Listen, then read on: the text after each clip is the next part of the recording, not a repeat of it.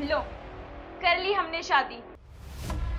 और आज के बाद ना मैं तेरी बीवी नहीं हूँ, तेरी मालकिन हूँ। तो इस बात को ना भूलियो मत तू। अच्छा बेबी, चलो रूम में।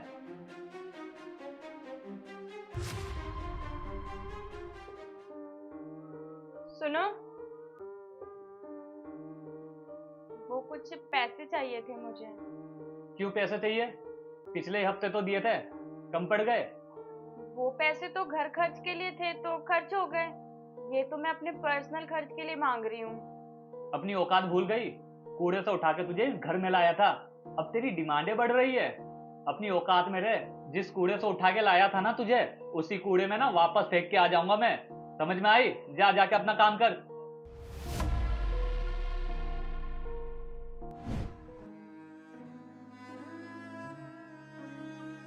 अरे सपना, क्या हो गया? तुम इतनी परेशान क्यों हो? कोई बात हो गई क्या? नहीं, इतनी भी कोई बड़ी बात नहीं है।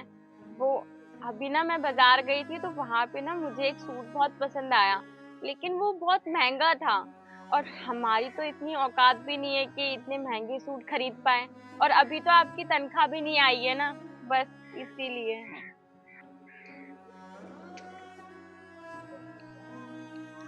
ये लो पैसे, तुम वो सूट खरीद लेना। अरे इसकी क्या जरूरत है, एक सूट की तो बात है, हम फिर कभी ले लेंगे। ये लो रख लो, तुम वो सूट खरीद लेना। क्योंकि तुम्हारा ये उदास चेहरा ना मुझसे नहीं देखा जाता।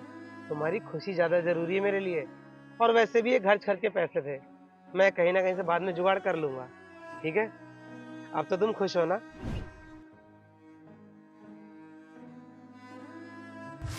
खाना क्यों नहीं बनाया अभी तक? वो मेरी ना तबीयत ठीक नहीं लग रही थी, इसलिए मैं खाना नहीं बना पाई आज। अच्छा, मैं ये कह रही थी कि आपके पास तो बहुत पैसे हैं, एक मेड क्यों नहीं रख लेते मेरे लिए? मेरी थोड़ी हेल्प हो जाएगी। अच्छा, अब तेरे होते हुए इस घर में मैं नौकरानी रखूं? फिर तू किस काम की? अच्छा तू एक बात बता, तू एक नौकर की तो बीवी थी, या इससे पहले किसी बैंक में मैनेजर थी? लोगों के घर में बर्तन ही तो साफ करती थी तू।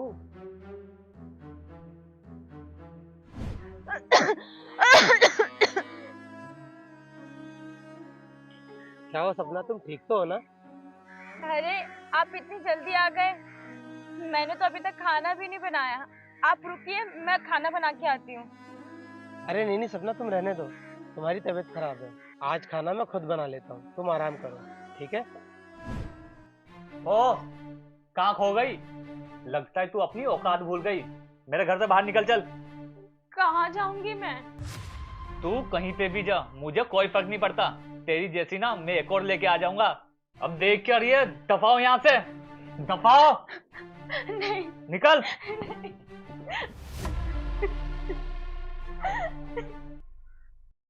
रोहित,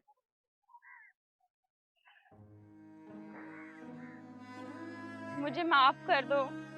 मैं जानती हूँ कि मैंने तुम्हारे साथ बहुत गलत किया है और मेरी गलतियां माफी के लायक नहीं है। पर मुझे मेरे कर्मों की सजा मिल गई है। मेरे पति ने मुझे घर से बाहर निकाल दिया। आज मुझे एहसास हुआ कि जब मैंने तुम्हें छोड़ा था तो तुम्हें कितना बुरा लगा होगा। प्लीज मुझे माफ कर दो रोहित, मैं बस तुमसे माफी मांगना चाहती हूँ, प्लीज माफ कर दो। तुम्हें तो तुम्हारी गलती की सजा मिल गई, पर मुझे मेरी किस गलती की सजा मिली थी? तुमसे प्यार करने की, तुम पे भरोसा करने की, या फिर गरीब होने की? पता सपना, हम गरीबों के पास ना सिर्फ इज्जत ही होती है, और अगर वो भी चली जाए ना तो फिर हमारे पास कुछ नहीं बचता।